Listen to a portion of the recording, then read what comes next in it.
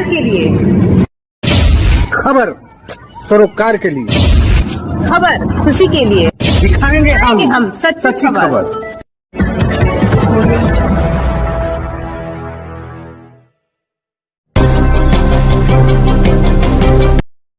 नमस्कार, मैं Om Prakash Singh, Bihar on news channel में आप सबका स्वागत है।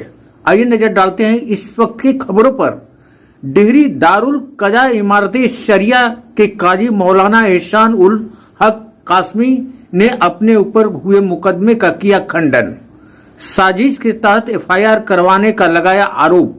दारुल कजा इमारती शरिया रोहतास कैमूर जिले के काजी मौलाना एहसान उल हक कासमी ने गया की रहने वाली तैयबा फातिमा द्वारा किए गए मुकदमे को झूठा करार दिया है। आपके साथ क्या घटना हुई थी? जी, मैं सबसे पहले ये बात बता दूं कि दारुल क़ज़ा इमारत शरिया रोहतास ज़िले का डिहरी ऑन में मदरसे में कायम है, जिसका मैं रोहतास और कैमूर ज़िले का काजी हूँ। ये ब्रांच है। असल हम लोगों का हेड क्वार्टर इमारत शरिया फुलवारी शरीफ पटना है। ये संस्था 100 साल से ज़्यादा का है और पूरे बिहार, उड़ीसा, झारखंड के मुसलमानों का ये मोतबर, मुस्तनद और काबिल एतमाद इदारा है, जहां मुसलमानों के मसाइल, आपसी झगड़े, शादी, बियाह, तलाक, खुला, वरासत के जो है दोनों फरीकैन के दरमियान जो झगड़ने वाले हैं उनके दरमियान तस्फिया किया जाता है, मामला तय किया जाता है, शरीयत के रोशनी में बैठा करके हल कराया जाता है। वहीं उन्होंने कहा कि तैयबा फातिमा के शौहर वसीमुद्दीन ने दारुल कजा इमारती शरिया ने अपने बीवी के खिलाफ अर्जी दाखिल की थी, जिसमें वह अपने बीवी तैयबा फातिमा से खोला के लिए अर्जी डाली थी, जिस पर मुकदमा नंबर 77 की सुनवाई 4 अगस्त 2021 को मुकर्रर की गई थी, जिस पर दोनों पक्षों के लोगों ने अपनी अपनी बातों को रखा, जिसमें मेरे द्वारा मुकदमे की सुनवाई की गई, जिसके मद्देनजर 1 महीने का समय तैयबा फातिमा को दिया गया है, ताकि जो है दोनों झगड़े नहीं, वक्त बर्बाद ना हो और कोर्ट का चक्कर ना चले। तो इसीलिए ये संस्था चल रहा है और काफ़ी केस हमारे यहाँ आते हैं रोहतास और कैमूर वगैरह के। तो इस सिलसिले में जो मामला है वो है मुकदमा नंबर 77 है।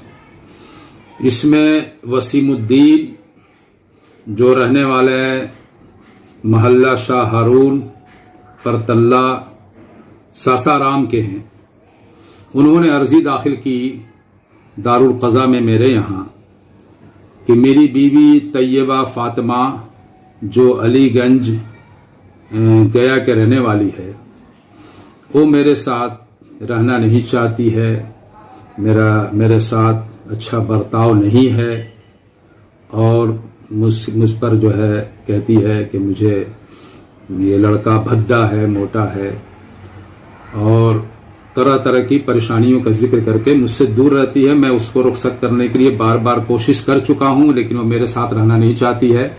इसलिए दारुल क़ज़ा से ये नोटिस दी जाए तो वो मेरे साथ अच्छे बर्ताव, अच्छे अखलाक के साथ मेरे साथ ज़िंदगी गुजारे, जिस तरह मियाँ बीवी के साथ ज़िंदगी गुजारी जाती।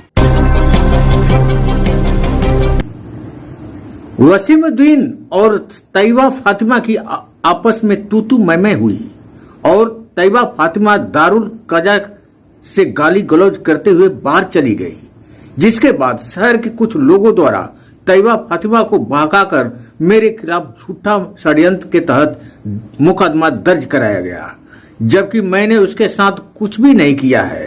अब मैं डिहरी नगर थाने की पुलिस से गुजारिश करता हूं कि इस मामले को गहराई से जांच कर मेरे खिलाफ किए गए झूठे मुकदमे को खारिज किया जाए।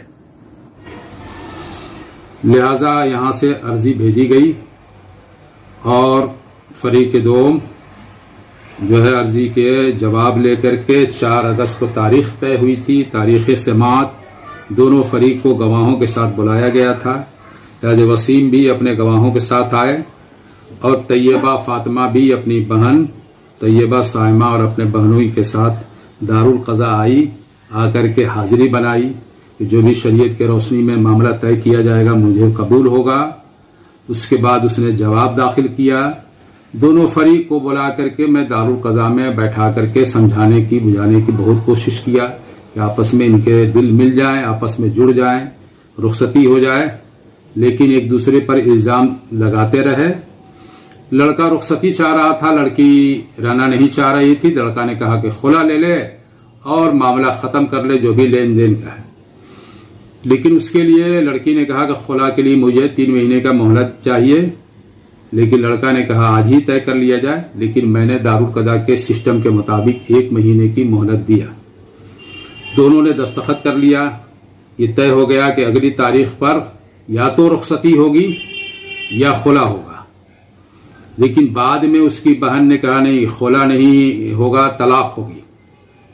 تو وہ لڑکے نے کہا کہ طلاق میں دینے پر رضامند نہیں ہوں، میں تو دارالقضا میں رخصتی کا معاملہ طے کیا ہے۔ لیکن وہ طلاق پر لکھوانا چاہ رہی تھی، لیکن میں نے بھی کہا کہ نہیں، جب لڑکی رہنا نہیں چاہتی ہے تو خلا معاملہ طے ہوگا، طلاق طے نہیں ہوا۔ اس کے بعد اس نے کہا کہ مجھ کو نقل چاہیے۔ مولانا عارف صاحب میرے دارالقضا کے اسٹاف ہیں، معاون ہیں۔ میں نے کہا کہ یہ فائل لے جائیے، ان کو نقل دے دیجئے۔ وہی اپنے کمرے میں لے گئے اور کہا کہ ٹھیک ہے آئیے آپ لوگ نقل دے دیں۔ اس کمرے میں جب نقل لکھ رہے تھے تو اس کی بہن صائمہ داخل ہوئی، صائمہ طیبہ، اس کی چھوٹی بہن طیبہ فاطمہ کی، اور اس نے کہا کہ آپ لوگ بک گئے ہیں، آپ لوگوں نے پیسہ کھا لیا ہے اور آپ لوگ طلاق نہیں لکھ رہے ہیں، خلا لکھ رہے ہیں۔ اور یہ کہتے ہوئے اس نے جو فائل تھا دارالقضا کا جس پر اس نے دستخط کیا تھا فرد احکام، اس کو اس نے پھاڑ دیا اور پھاڑ کر کے چبانے لگی۔ دارالقضا اپنے فائل اپنے ہاتھ میں لے لی۔ مولانا عارف صاحب نے اس فائل کو چھیننا چاہا اور اس پر تلے اس کا جو ہے فریق دوم طیبہ فاطمہ اور اس کا بہنوئی یاسر علی، یہ سب کے سب مولانا عارف پر حملہ آور ہو گئے۔ مولانا عارف نے اپنی جان بچانے کے لیے ان لوگوں کو ہٹایا، پھر اس کے بعد مدرسے کے کچھ طلبہ آ کر کے ہٹائے، اور میں اپنے دفتر میں بیٹھا ہوا تھا جس میں فریق اول کے گواہ بھی موجود تھے۔ میرا اس سے کوئی تعلق نہیں، نہ میری بحث ہوئی ہے طیبہ فاطمہ سے، نہ تکرار ہوئی ہے، نہ میں اس کو کچھ چھوا ہوں، اور نہ اس سے میں نازیبہ حرکت میری اس سے کچھ ہوئی ہے، اس لیے کہ واقعہ میرے کمرے کا ہی نہیں ہے، اس وقت میں موجود ہی نہیں تھا۔ لیکن طیبہ فاطمہ گالی دیتے ہوئے دارالقضا سے نکل گئی، اور نکل کر کے اس نے کچھ لوگوں نے شہر کے کچھ لوگوں نے اس کو بہکایا۔ اب بہکا کرنے کے بعد تھانے میں اس نے جھوٹا مقدمہ دائر کیا کہ قاضی صاحب نے چھیڑ چھاڑ کیا ہے، سب بالکل غلط ہے، 100% غلط ہے، ذرا سا بھی اس کی حقیقت نہیں۔ یہ معاملہ میں کہوں گا کہ یہ اس کی تھانہ جو ہے جانچ کرے، اور جانچ کرنے کے بعد جو صحیح واقعہ ہو اس کی تحقیق کی جائے۔ اور میں یہی کہنا چاہتا ہوں کہ جو کچھ غلط لوگوں نے اس کو غلط افواہ اڑا دیا ہے، جھوٹی خبر پھیلا دی ہے۔ ایک واقعہ نہیں ہے دارالقضا کا جس میں غلط طریقے سے کوئی فیصلہ کیا گیا ہو، یا طرفداری کی گئی ہو، یا کسی سے پیسہ لیا گیا ہو، یہ کبھی ہوتا ہی نہیں۔ بورڈ کا فیس باہر میں لٹکا ہوا ہے، 500 روپیہ اس کا فیس لگتا ہے جو فلواری شریف میں جمع ہوتا ہے۔ اس لیے ایک واقعہ کوئی مائی کا لال یہ ثابت نہیں کر سکتا ہے کہ دارالقضا میں کسی قسم کی کسی کی طرفداری ہوتی ہے۔